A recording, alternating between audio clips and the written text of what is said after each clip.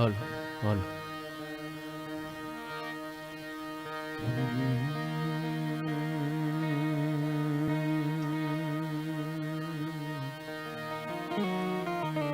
હરે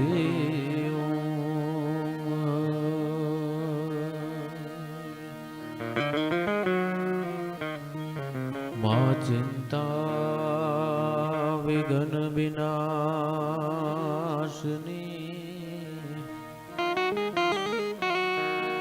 માડી કમલાસની શક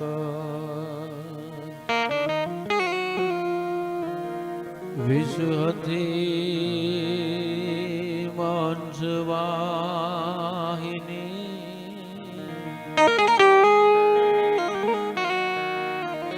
માડી દુર્ગે દેહુ સુમન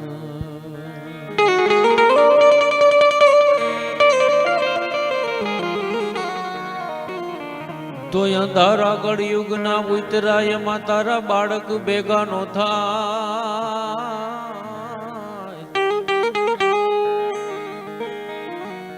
એ તો યજવાણા આશીર્વાદ ના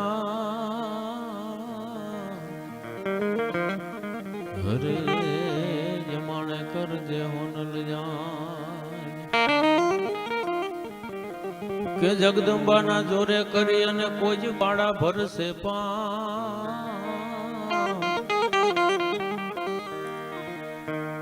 એ તો આવશે હો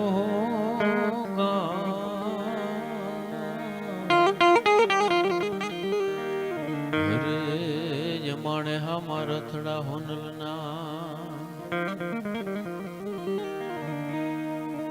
કે ધન કુખજી જા બાજની જ્યાં શિવોજી જન્મો તો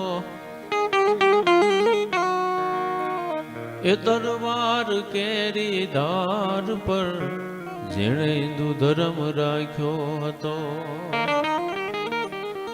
પડકાર દેતી પુત્રને શિવા મરજે રણ મેદાનમાં એમ દેશની યાર્ય રમણી અમર છે ઇતિહાસમાં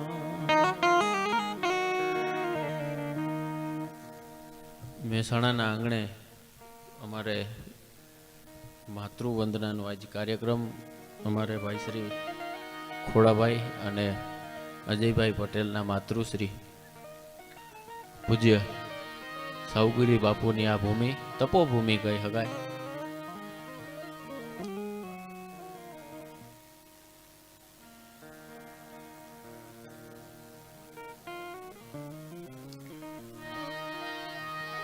મહેસાણામાં લગભગ આ બીજો પ્રોગ્રામ છે એટલે મારી અને તમારી ભાષામાં થોડો ઘણો ફેરફાર રહી છે. કદાચ સૌરાષ્ટ્રનો અને ઉત્તર ગુજરાતનો બોલવાનો જે ઠેકો જે ઠાઠ જે લય હોય એ નોખી હોય પણ માળા અને તમારી લાગણીમાં કોઈ ફરક એટલા માટે નહીં હોય કે હું તમે એક જ ભારતના એક જ ગુજરાતના સંતાન છીએ. અહીં આવ્યો ત્યાં પૂજ્ય બાપુની જે ફોટો છે જે સમાધિનો ફોટો દેખાડી અને મને ભાઈ કહેતા હતા કે ગમે એટલી હોશિયારી ગમે એટલી આવડતથી એને બનાવીએ મંદિરને બનાવીએ પણ એ ઉગમણા બાજુ નમી જાય એમ. જે દિશામાં સૂરજ ઉગે છે એ દિશામાં એ નમી જાય એમ કહેતા હતા. એટલે એનો બહુ સીધો અને સાદો અને સરળ જવાબ છે કે જેને હાથ ઉપર રહેતો હોય જેને દેવાના એવા હોય ને એ ઉગતા દીની કાયમ રાહ જોઈને બેઠા હોય ઉગતા દી બાજુ એ તત્વ નમી જાય એમાં કોઈ મોટી વાત નથી સાહેબ. કારણ કે હિન્દુસ્તાન વિશે કવિ દાદે એમ કીધું કે તમે શબ્દ જ્યાં એક શોધો નાખી સંહિતા નીકળે. હિન્દુસ્તાન એટલે કયું તત્વ, હિન્દુસ્તાન એટલે કયો ટુકડો, શબ્દ તમે જ્યાં એક શોધો નાખી સંહિતા નીકળે, અને કૂવો જ્યાં એક ખોદો તા આખી સરિતા નીકળે. કઈ જુદી છે તાસીરા દેશની, કાંઈ તમે મહાભારત વાવો અને ગીતા નીકળે. તમે સંપૂર્ણ સ્વાર્થ રૂપી કોઈ તત્વને વાવો, આખે આખો હવારતને વાવી દો, છતાંય એમાંથી જે કુપેડું ફૂટે, છતાંય એમાંથી જે ઝાડ ઉગે એ સંપૂર્ણ પરમાર્થનું નીકળે.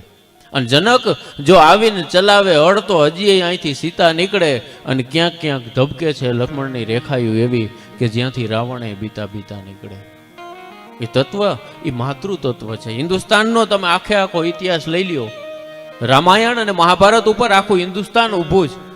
ભારત વર્ષનો ઇતિહાસને તમે ખખોડો એટલે છેલ્લે બે જ તત્વ નીકળે, કાં તો મહાભારત નીકળે અને કાં રામાયણ નીકળે. એ બે તત્વના ખૂણા ઉપર બે સ્ત્રીઓ ઊભી છે. દ્રૌપદી ન હોત તો મહાભારત ન થયું હોત, અને સીતાજી ન હોત તો રામાયણ ન થયું હોત સાહેબ.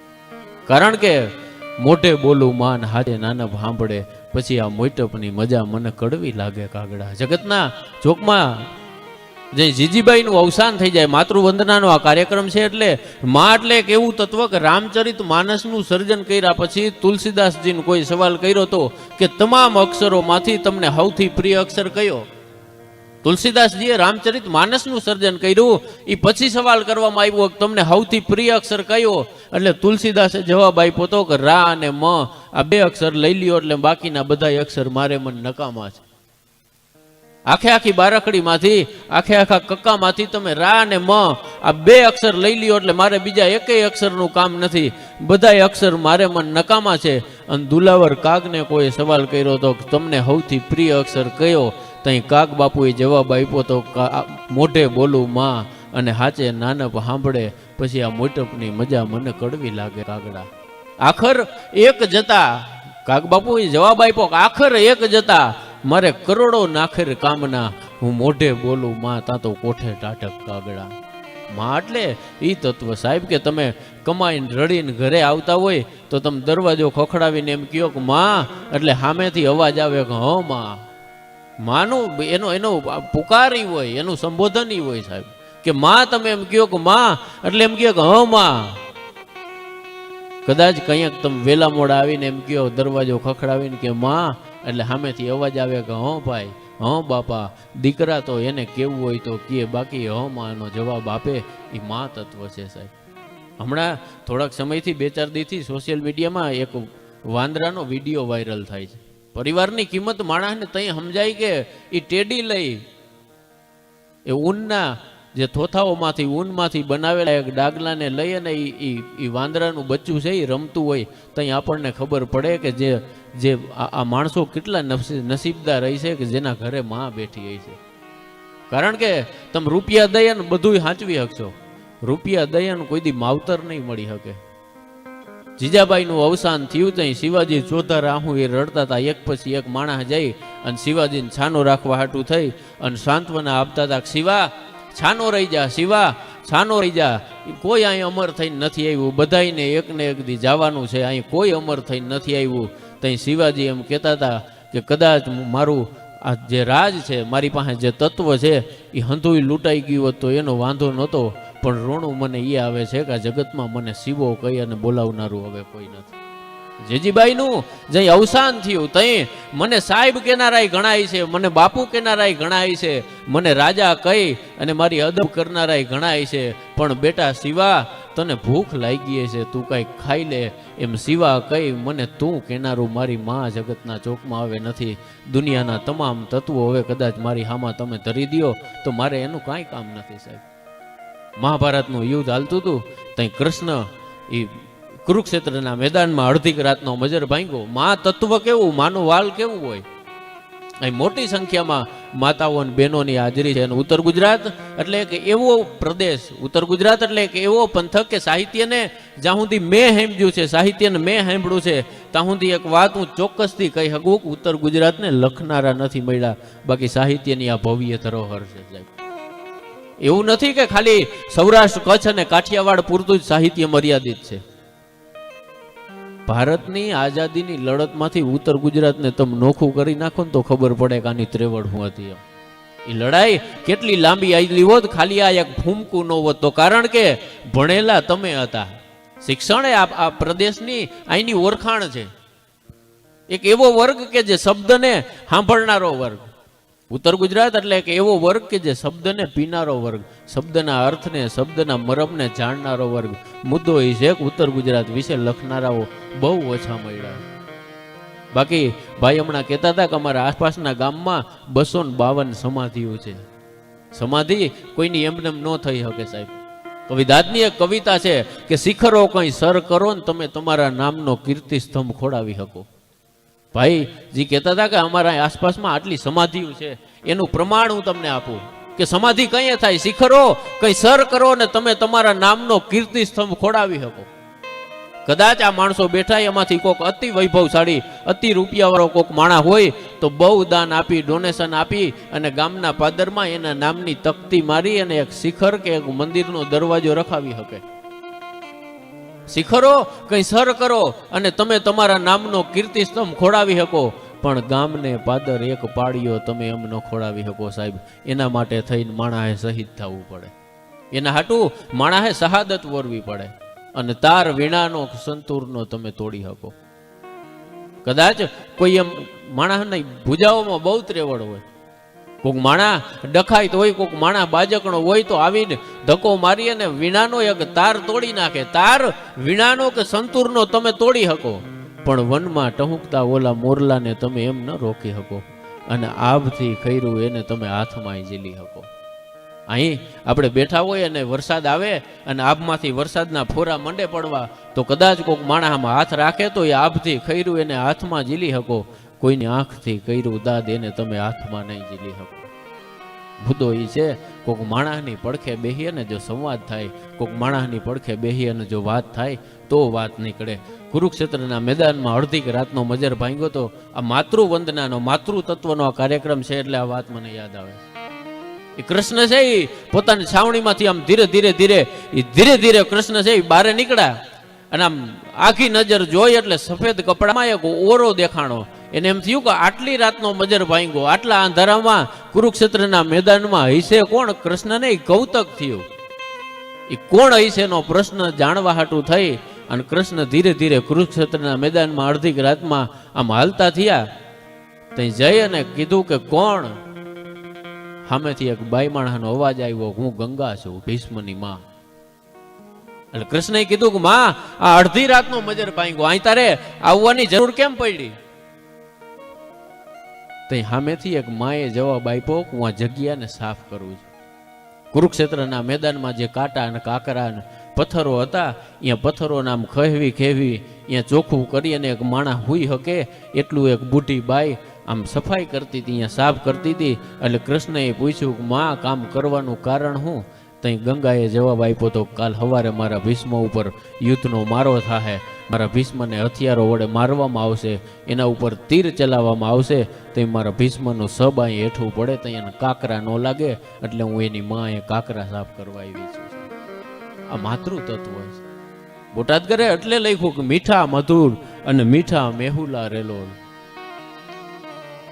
એ હવથી મીઠી મોરી માં એ જનનીની જોડ સખી બીજી તમને નહીં જડે રેલોલ. કારણ કે વરહે ગણિક વ્યોમ વાદળી રેલોલ.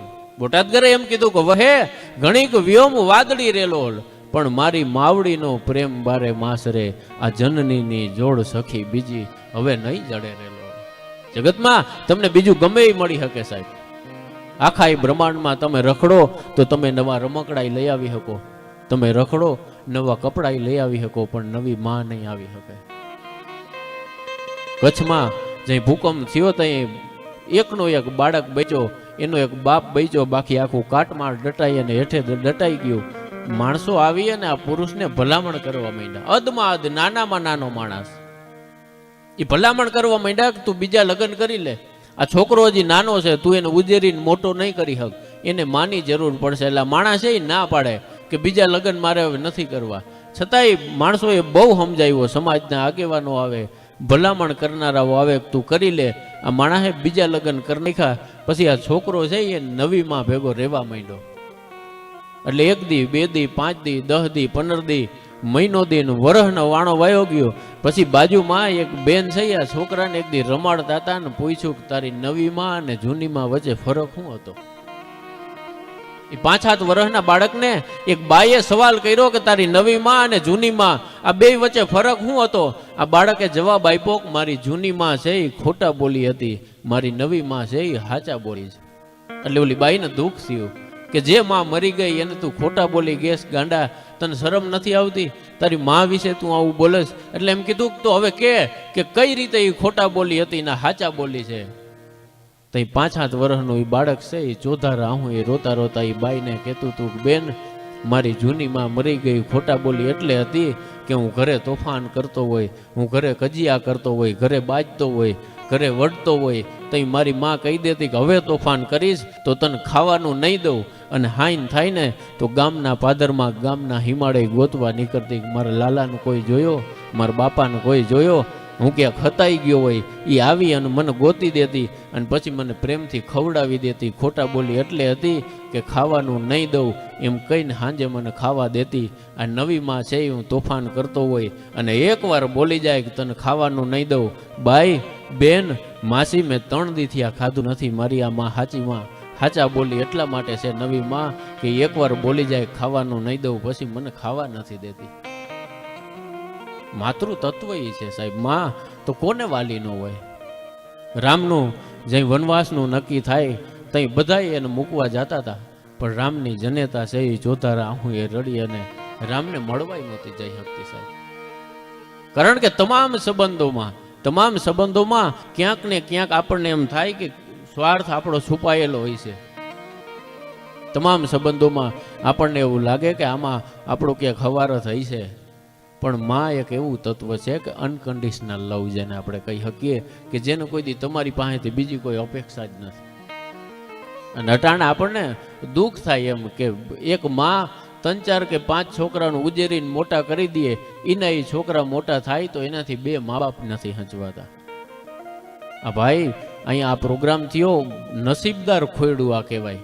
નસીબદાર એટલા માટે કહેવાય કે એને એવા સંતાનોને જન્મ આપ્યો કે જેને એની માં એટલી વાલી હતી કે માને યાદ કરી અને 2 રામ નામ તો લેવા હે ને. અહીંયા આખો પરિવાર કે ગામના પદરમાં ભેગા બેહી અને માણસ ડાઈ વાતું કરી અને એ બાઈને એ જનેતાને એ જોગમાયાને યાદ તો કરશે ને.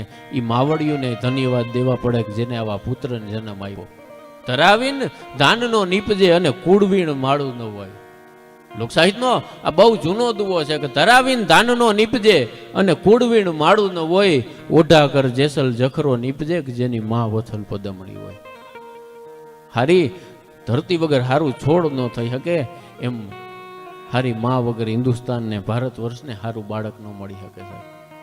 હિન્દુસ્તાન એટલે ઈ તત્વ છે કે અહીંયા જે માણસો આમ હટી અને જીવી ગયા, પોતાના ગજાના ઉપરવટ થઈ અને જીવી ગયા, એ હિન્દુસ્તાનની ધરતી છે.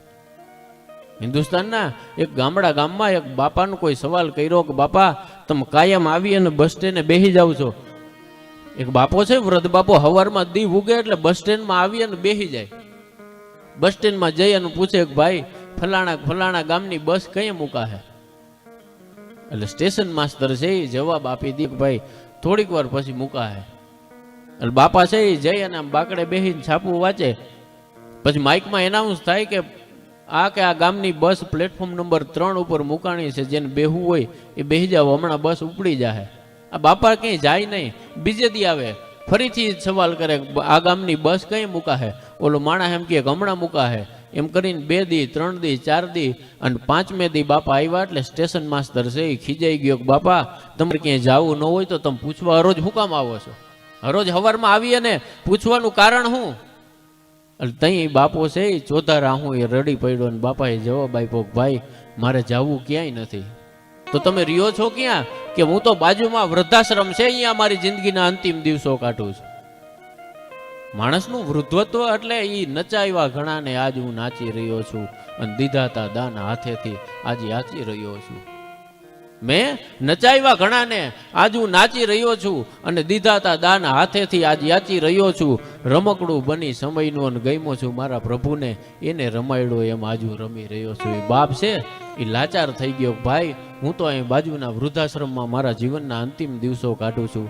પણ પૂછવા એટલે આવું છું કે મારા ગામનું નામ તમારા મોઢે હું જોઉં ને તઈ મને એમ થાય કે મારા ગામમાં, મારા ફળિયામાં, મારા ઘરે હું જઈ તો નથી શકતો, પણ મારા ગામની બસ અહીં મુકાય તો એ બસને હાથ અડાડી અને મારા વતનની જવાની મજાને હું લઈ લઉં છું. વિચાર તો કરો કે માણસને પોતાનું વતન વાલું કેટલું હોય. અને એવા નિર્દોષ મા બાપને, એવા નિર્દોષ માણસને જે આટલા એજ્યુકેટેડ છોકરાઓ સાચવી નહીં શકતા હોય એને વૃદ્ધાશ્રમમાં મૂકી આવતા હોય છે, ત્યાં આપણને એમ થાય કે એ મા બાપ ઉપર વીતતી શું હોય છે. કદાચ તમે ગમે એટલા ચમરબંધી બની જાઓ, ગમે એટલા તમે અમીર બની જાઓ, તમારા આગળ વૈભવ ગમે એટલો હોય, પણ ઘરમાં મા બાપ ન હોય તો હું નથી માનતો કે તમારાથી ગરીબ આ જગતમાં બીજું કોઈ હશે સાહેબ. કારણ કે એ એવા માણસો છે કે એને કોઈ લગાવ, એને કોઈ પણ જાતના પ્રમાણપત્રની જરૂર નથી. એક બાપ એની પોતાની આખી જુવાની ખર્ચી નાખે એટલા માટે મારો દીકરો નવા કપડાં પહેરી શકે. મધર્સ ડે ના દિવસે મારી એક રીલ બહુ વાયરલ થઈ હતી કે માં એક રૂપાળો ફોટો લઈ તારો અને મારી સ્ટોરીમાં હમણાં લગાવી દો, પણ એકેય ફોટો જડતો એટલે નથી કે અમને ઉજળા રાખવામાં તું મેલી થઈ ગઈ. આપણને નવા લુગડા પહેરવામાં, આપણને તૈયાર કરવામાં આપણી માં મેલી થઈ ગઈ. એક બાળક છે એ જન્મે એટલે એને ખોડામાં હુવરાવી, અને માં તત્વ કયું છે એને ખોડામાં હુવરાવી અને દવા પીવરાવતી હોય ને તો આમ પેલા ઈ દવા ચાખી લે, પછી એને દીકરાને મોઢામાં એક ટીપું મૂકે, કારણ કે એ માં છે. એનો દીકરો કેટલું કડવું ખાઈ શકશે કે કડવું ચાખી શકશે એ માં પેલા ચાખી લે કે જો મારાથી સહન થાય તો હું મારા દીકરાને પીવડાવું. બાળપણ તો એ તત્વ એવું છે સાહેબ. કવિ દાદે કવિતા લખી છે કે ઠાકર મંદિર કેરી ઝાલરે નો અંબાવ તોય રોજ વગાડવાને જાતો. બાળપણ એટલે એ કયું તત્વ કે ઠાકર મંદિર કેરી ઝાલરે નો અંબાવ તોય રોજ વગાડવાને જાતો. આજ થઈ ગયો છું એવડો મોટો હવે મંદિરમાં નથી હમાતો. અહીં જેટલા વૃદ્ધો વડીલો મિત્રો બેઠા છે, આપણે બાળપણમાં આપણા ગામની મંદિરે જ ઝાલરને વગાડવા જતા હતા. અહીંયા આપણે પહોંચાય નહીં તોય દાદાનો હાથ પકડીને, દાદાનું બાવડું પકડીને, દાદાના ખંભે બેહી અને ઠાકર મંદિરની એ ઝાલર કે મંદિરના એ ટંકોરાને વગાડમાં કે આરતીમાં આપણે જાતા હતા. કવિ દાદે એની કવિતા લખી છે કે ઠાકર મંદિર કેરી ઝાલરે નો અંબાવ તોય રોજ વગાડવાને જાતો. આજ થઈ ગયો છું એવડો મોટો હવે મંદિરમાં નથી હમાતો. અને કોતરીથી ભીતોની એક એક ઈંટને મેં, ગામડા ગામ હોય એ ગામની શેરીઓમાં એ બાળક છે એ નીકળતો જાય એટલે હાથમાં પાણો લઈ અને બધી ઈંટોને ઘહતો જાય. કોતરીથી ભીતોની એક એક ઈંટને મેં અને ગણ્યું તું એક એક નળિયું, ડેલી ને ડાયરે ઠૂંઠ થઈને બેઠો આજ મુજથી અબોલ માર ફળિયું. એ બાળક સામે એનું ફળિયું છે એ અબોલ થઈ જતું હોય. અને દાદકી હાવકલી કરી મારી માને બીવડાવવા હાવ ખોટું ખોટું ખૂણામાં હંતા તો.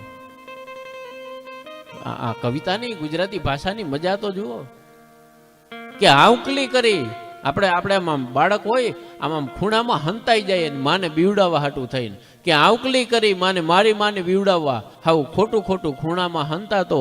આજ હંતાણો છું અંદરથી એવો દાદ કે દુનિયાને નથી દેખાતો. કે આજ હું એવડો મોટો થઈ ગયો કે હવે હું દુનિયાને દેખાતો નથી, કારણ કે મારે ભીતર અભરખાય એટલા છે, મારે ભીતર ઈચ્છાઓ એટલી છે. એક બાળક રમકડા લેવા હાટું થઈ અને આમ મેળામાં એની મારે બાજતો હતો, ઝઘડા કરતો હતો એક બાળક. એટલે માં છે એ ગરીબ માવડી, એના આગળ કઈ રૂપિયા નહીં, એના આગળ પૈસા નહીં. એટલે બાળકને સમજાવી બુજાવી આગળથી લઈ દઉં, આગળની દુકાનેથી લઈ દઉં એમ કરી અને આખા એ મેળામાંથી આમ અડધા મેળે પહોંચી એટલે બાળક છે એમ કીધું કે માં મને હેઠો ઉતારી દે. ગરીબ માં, એના આગળ રૂપિયા નહોતા. એ બાળકે એમ કીધું કે માં મને હેઠો ઉતારી દે, મારે તારા ખોડામાં કે મારે તારા ખંભે નથી બેહું, હું તારી આંગળી જાલીને આલીશ. એટલે બાઈએ છે એ બાળકને મેળામાં હેઠો ઉતાર્યો એટલે બાળક હળી કાઢી અને નોખો પડી ગયો. નોખો પડી અને માણસોની ભીડમાં એ બાળક પાછો એની માને ગોતવા માંડ્યો. ગોતતા ગોતતા એની માં દેખાણી નહીં એટલે એ બાળક રડવા માંડ્યો. એટલે રડતા બાળકને કોઈક તેડી લીધો કે છાનો રાખવા હાટું થઈ અને માણસો લાલચ માંડ્યા દેવા કે ભાઈ છાનો રહી જા, તને રમકડા લઈ દઉં, છાનો રહી જા, તને રમકડા લઈ દઉં, તારે જે જોઈ લઈ દઉં. તઈ બાળકે રોતા કીધું કે મારે રમકડા નહીં, મારે મારી માં જોઈ છે. કહેવાનો અર્થ કે આ દુનિયાના મોહમાં કે દુનિયાના રમકડા વાહે જઈ પાછળ ભાગી અને રમકડા હામાં આવશે તો પેલું કોઈ યાદ આવશે તો એ આપણી માં આવી છે. માં હોય કે દીકરી હોય એ પાત્રો એવા છે કે સંપૂર્ણ સમર્પણ જો કોઈ એનો જીવનનું કરી દેતું હોય. કારણ કે બેનનો કે દીકરીનો જન્મ થાય ને તો આપણને એ જ ખબર હોય કે એ આપણા ફળિયામાં જન્મી છે. એનું મૃત્યુ ક્યાં થાય, એની અંતિમ એની છેલ્લી યાત્રા કયા ગામમાંથી નીકળશે કે છેલ્લે એને એના શરીરને અગ્નિદાહ કયા ગામના પાદરમાં આપવામાં આવશે એ આપણને નક્કી નથી હોતું. પરમારથની મૂર્તિ એને એટલા માટે કીધી છે કે તમામ સંબંધોમાં આજ માતૃવંદનાનો આ કાર્યક્રમ છે, પણ એ માં છે એ કોકના ઘરમાં રહેતી હોય, એ બેન છે એ કોકના ઘરમાં રહેતી હોય, છતાં એ પગમાં ઠેહ આવે ને તો એના મોઢામાંથી શબ્દ સાહેબ એક જ નીકળે કે ખમા મારા વીરને. કોકના ઘરે રહેતી હોય, કોકનું ધાન ખાતી હોય, કોકનું ઉજારી મોટી થઈ હોય, છતાંય એને પગમાં ઠેહ આવે તો એમ કહે કે ખમા મારા વીરને. હું તમે એવા સંબંધોમાં એવા સમાજોમાં રહીએ છીએ કે આપણે અહીં બાપ અને દીકરી વચ્ચે સૌથી ઓછો સંવાદ થાય સાહેબ. કારણ કે આપણે કોઈ વેસ્ટર્ન કલ્ચર, આપણે તો અહીંયા મર્યાદાના પ્રદેશ છે, મર્યાદાના પંથક છે. અહીંયા એક દીકરી છે એ બાપ સામું આમ ખુલી અને વાત ન કરી શકતો. હવે શિક્ષણ અને એજ્યુકેશન આવ્યું એટલે હવે થોડો સંવાદ થતો થયો છે, પણ ખુલી અને આમ કલાકો સુધી વાત થાય એવા આપણે વ્યવહારો નહીં. એક દીકરી છે આમ મર્યાદાને ઓઢી અને જીવતી હોય. હું એમ નથી કહેતો કે દીકરીઓને 4 દિવાલની વચ્ચે પૂરી દેવી જોઈએ. 21મી સદીના માણસો છીએ, કદાચ કોઈ ભણી ગણી અને આગળ જાય નોકરી કરતા હોય તો કરાય, એમાં કોઈ આપણો વાંધો વિરોધ નથી. પણ આપણી સંસ્કૃતિ, આપણી પરંપરા કઈ છે એ આપણને ભૂલાવી ન જોઈએ. એ દીકરી છે એ 5-7 વર્ષની, 10 વર્ષની, 12 વર્ષની થાય, આમ ફળિયામાં રમતી હોય, ફળિયામાં આવતી હોય, ફળિયામાંથી જાતી હોય, એને વહાણે ન હોય હું મોટી થઈ ગઈ. એ દીકરી કેદી મોટી થઈ, એ કેવડી થઈ, એ આપણને કોઈ દી ખબર ન પડે. પણ 17-18 કે 20 વર્ષની દીકરી થાય, એની હગાઈને એનું હક પણ નક્કી કરવામાં આવે, અને પછી જેથી જાન ફળિયામાં પૈણવા માટે થઈને આવે અને મંડપના મધ્યથી ગોરના મોઢેથી શબ્દ છૂટે કે કન્યા પધરાવો સાવધાન. આ ચિત્રો તમે જોયા છે, જેને એની દીકરીને વડાવી છે એને ખબર છે, જેને એની બેન વડાવી છે એને ખબર છે, જે દીકરીઓ જે માવડિયું પૈણી અને અહીંયા આવી એને ખબર છે કે સ્થિતિ કે ઘડી શું હતી. એ દીકરી ઘરના એક ખૂણામાં ગણેશ સ્થાપન આગળ બેહારી દેવામાં આવે અને ગોરના મોઢામાંથી શબ્દ છૂટે કે કન્યા પધરાવો સાવધાન. એ શબ્દ ગોરના મોઢામાંથી છૂટે અને આપણી બેનના કાનમાં પડે તો એ દીકરીને, એ બેનને બાળપણ છે એ ઉતરી જતું હોય છે અને જુવાની છે એ ચડી જતી હોય છે. એ દીકરી પછી મંડપના ખૂણામાં હજી તો ગણેશ સ્થાપન આગળ ઘૂંઘટ ઓઢી અને બેઠી હોય, તઈ 2 ભાઈ બાવડા ચાલીને એને મંડપ મધ્યે લઈ આવતા હોય. તઈ થતા એ ચિત્રો તમે આ કલ્પના કરજો, જેને એની દીકરી વડાવી હોય, જેને એની બેન વડાવી હોય, એના ચિત્રની ખબર છે સાહેબ. એ બેન છે એ ઘરના એક ખૂણામાંથી નીકળે અને ધીરે એ ડગલા ભરતી ઘરના ઉંબરા આગળ આવે ને એટલે એ દીકરીના પગ છે એ થંભી જતા હોય છે. કારણ કે એને પહેલી વખત એવો અહેસાસ થાય કે આ ફળિયામાંથી આ ઘરનો ઉંબરો એકવાર ઓળંગી તો એક દીકરી તરીકે પાછી અંદર હું કોઈ દી નહીં આવી શકું. હવે આવીશ તો હું મહેમાન થઈને આવીશ. એને પગમાં મણમણની સિલાઈઓ મુકાઈ, 1000 વાર ઘરમાં આવતી હતી, 1000 વાર ઘરમાં જાતી હતી. એ દીકરીનો પગ આજ ઉપડતો નથી. કવિ દાદની ન્યા કલમ આઈલી કે એને ડુંગર જેવડો ઉંબરો લાગ્યો. ગુજરાતી લોક સાહિત્યની કવિતાઓના અર્થો આ છે સાહેબ. દાદે ન્યા લખ્યું કે ડુંગર જેવડો ઉંબરો લાગ્યો, એને માંડ રે વળાઈ કાળજા કેરો કટકો મારો આજ ગાંઠથી છૂટી ગયો. એ દીકરી છે એ આમ ઘરના ઉંબરાને ઓળંગી અને ધીરે હાલતી થતી હોય, તઈ થતા એ વિદાયને વખતે બધાને મળતી હોય છે. એને ભાઈને મળતી હોય, એને માસી મામાને મળતી હોય, એની ફૂઈ આવી હોય તો એને મળતી હોય. પણ ગુજરાતની એક દીકરીનો કોઈ સવાલ કર્યો હતો કે આખા એ જગતના તમામ સંબંધોમાં તને સૌથી પ્રિય પાત્ર કયું? એટલે દીકરીએ જવાબ આપ્યો તો બધાય સંબંધો, મારો ભાઈ મને વાલો છે, મારી મા મને વાલી છે, મારા કાકા કુટુંબ, મારું મોહારે મને વાલું છે, પણ મારા બાપથી પ્રિય મને આ જગતમાં બીજું કોઈ નથી. મારો બાપ છે એ મને સૌથી વધારે વાલો છે. એક દીકરીને સૌથી વધારે વાલું કોઈ તત્વ હોય તો એ બાપ હોય સાહેબ. એટલે સામેથી કોઈ સવાલ કર્યો કે તારો બાપ જો તને એટલો વાલો હોય, એટલો પ્રિય હોય, તો જઈ તારી વિદાય થાય, જઈ તું ગામને મૂકીને જાતી હોય, તઈ સૌથી છેલ્લે તારા બાપને મળવાનું કારણ શું? કે સૌથી છેલ્લે શું કામ મળે? તારો બાપ તને વાલો હોય તો હળી કાઢીએ ને સૌથી પહેલા તારે એને મળવું જોઈએ. સૌથી છેલ્લે તારે એને શું કામ મળવું જોઈએ? તઈ દીકરીએ જવાબ આપ્યો કે મારા બાપને મળી લઉં, પછી બીજા કોઈને મળવું એટલી મારામાં ત્રેવડ નથી હોતી, એટલે હું છેલ્લે મારા બાપને મળતી હોઉં. અને એ પછી આપણી ગામડાની પરંપરા એવું ગાડામાં જાનું આવી હોય, એ વેલડા છે એ જાતા હોય, અને પછી બાપ છે એ આમ ગામના પાદરમાં છેલ્લી વાર દીકરીનું મોઢું જોવા હાટું થઈ અને આમ ઊભો રહીએ કે એક વખત મારી દીકરી સામું જોઈ લે તો ધરાઈને એનું મોઢું જોઈ લઉં. અને ગાડામાં વેલડામાં ઘૂંઘટ પહેરી અને જે દીકરી બેઠી હોય એને એમ હોય કે એકવાર મારા બાપના સામું જોઈ તો મારો બાપ છે એ પછી રોતો છાનો નહીં રહે. આ બેયની સમજણ વાતો કરતી હોય, બે વચ્ચે વાત નથી થતી, પણ બેયની આંખો વાતો કરતી હોય. બાપ દીકરીનું વિચારતો હોય, દીકરી બાપનું વિચારતી હોય, પણ દીકરી તોય સામું ન જોવે.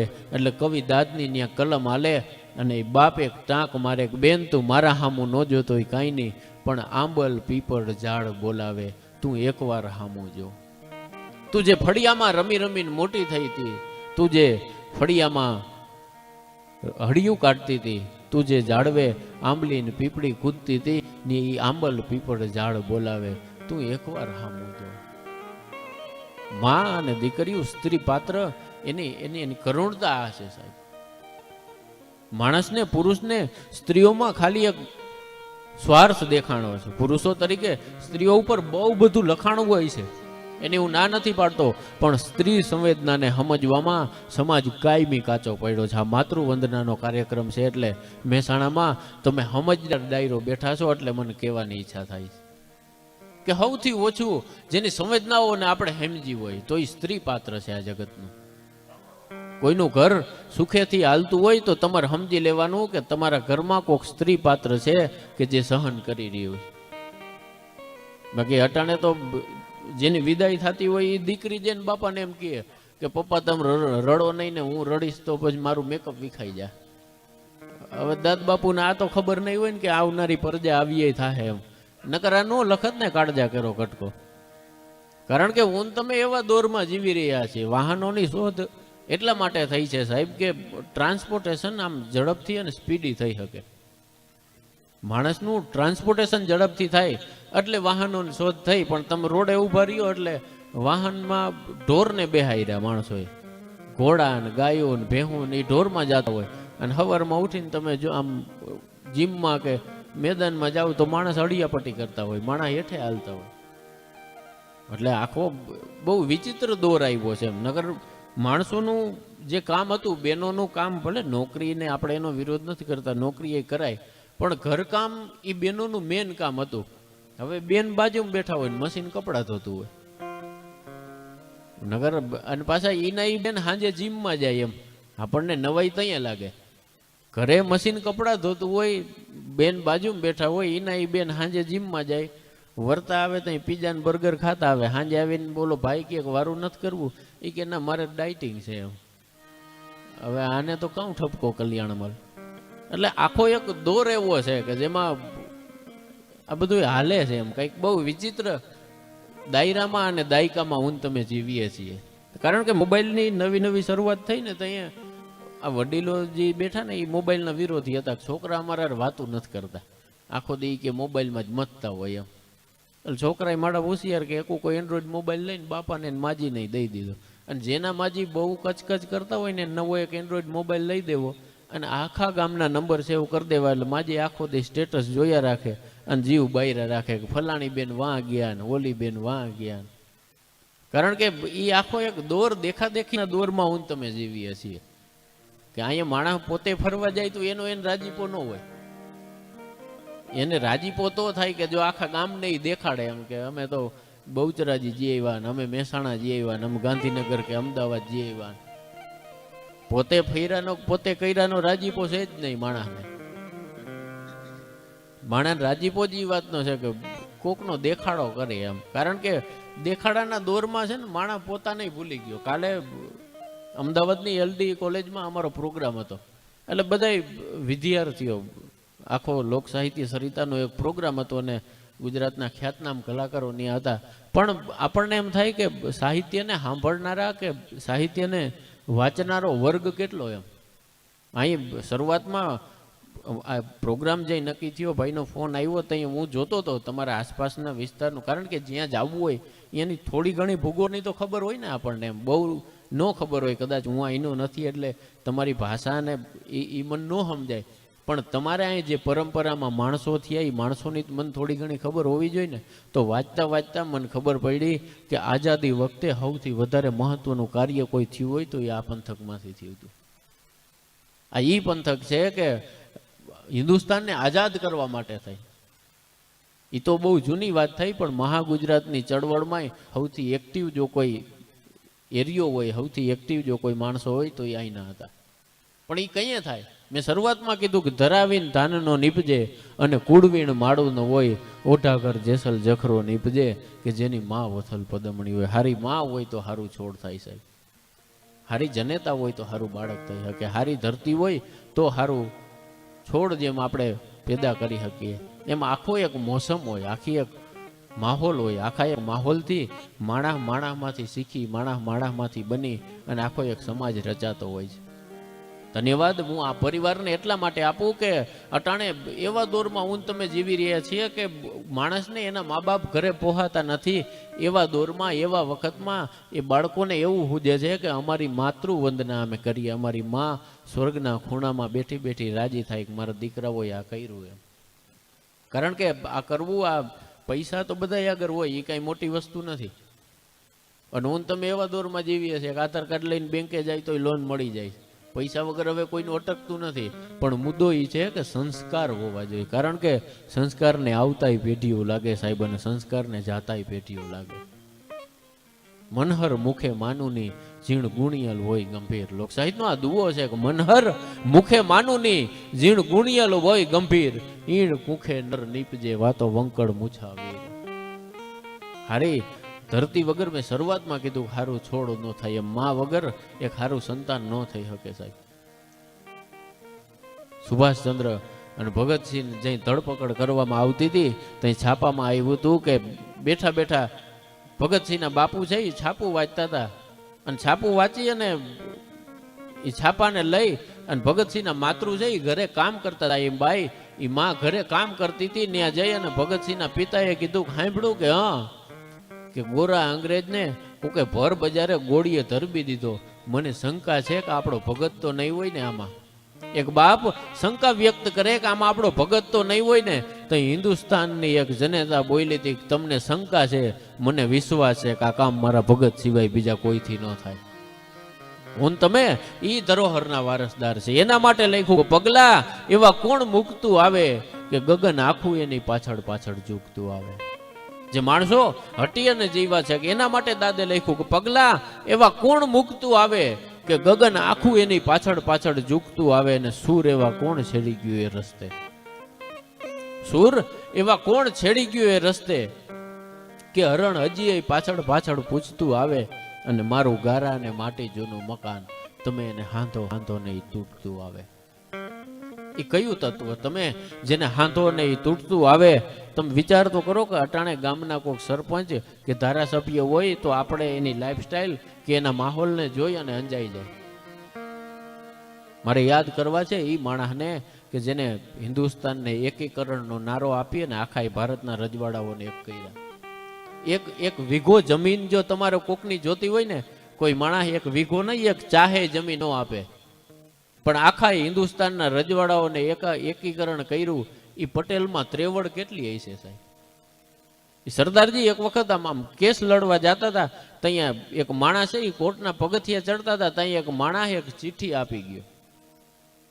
એટલે ચિઠ્ઠીને આમ જોઈ પોતાના હાથમાં ખોલી અને લઈ અને ખિસ્સામાં નાખી દીધી. કોર્ટમાં જઈ અને 2-2.5 કલાક સુધી એક મહત્વના કેસ ઉપર દલીલ કર્યા પછી એ ચુકાદો પોતાની તરફેણમાં, હિન્દુસ્તાનની તરફેણમાં લઈ આવ્યા પછી એ પટેલ છે ને આ સરદારજી બેહી અને રોવા માંડ્યા. એટલે કોઈક નજીકનો માણસ હતો એને આવીને સવાલ કર્યો, શું થયું બાપા, કેમ રોવા માંડ્યા? એ માણસ છે એ કાંઈ જવાબ નથી આપી શકતો, ખાલી પોતાના ખિસ્સામાંથી એક ચિઠ્ઠી કાઢી અને ખોલી અને વાંચી તો ચિઠ્ઠીમાં લખ્યું હતું કે તમારા પત્નીનું આજ સવારે અવસાન થઈ ગયું છે અને બપોરે એને અગ્નિદાન દેવા માટેની ક્રિયા કરવાની છે, તમારે એમાં આવવાનું છે. અટાણે આપણા ઘરે એક નાનકડો પ્રસંગ બની ગયો હોય, તમે તમારા ઘરના એક નાનકડા પ્રસંગને રેઢો નથી મૂકતા. પોતાની પત્નીનું અવસાન થઈ જાય છતાંય જે માણસ દેશ હાટું લડતો હોય એ માણસને તો ધન્યવાદ દેવા પડે સાહેબ. ખાલી તમે આમ આમ આમ સરદાર થાવું અને સરદાર લખવું એ તો હેલી વસ્તુ છે, પણ અસરદાર થવું હોય તો લોખંડના શરીરમાં તમારે મીણ જેવું હૃદય જોઈએ સાહેબ. એમાં માણસને રુજુતા જોઈએ, માણસના ભીતરમાં કરુણતા જોઈએ, તઈ સરદાર થઈ શકાય. પટેલો એટલે અહીં તમે બેઠા છો અને તમારું વખાણ કરવું નહીં, પણ પટેલોએ આખા ગુજરાત મહાગુજરાતનું આંદોલન, હું પેલા વાંચતો ઇતિહાસને મેં તમામ બાજુથી વાંચ્યો ને ભારતને, અડધી રાજ્યની આઝાદીથી લઈ અને ઝવેરચંદ મેઘાણીએ ગુજરાતના ઇતિહાસને જેમાં લખ્યો ને એમાં પટેલોની એક કડી કાયમી નોખી એટલા માટે છે કે પટેલ એટલે એ સમાજ છે કે જેને પોતાની કાંડાની કમાણી અને ખેતીને ઉજળી રાખી છે. હિન્દુસ્તાનના પાયામાં સૌથી પહેલા જો કોઈ પૂરક બે વિષયો હોય તો એ પશુપાલન અને કૃષિ છે, અને કૃષિ અને પશુપાલન આ બેયને સાચવી રાખ્યા એટલે ઉદ્યોગો તમારા હાથમાં આવ્યા છે. તમને કોઈ સલાહ કે ભલામણ દેવાનું મારું ગજુય નથી, પણ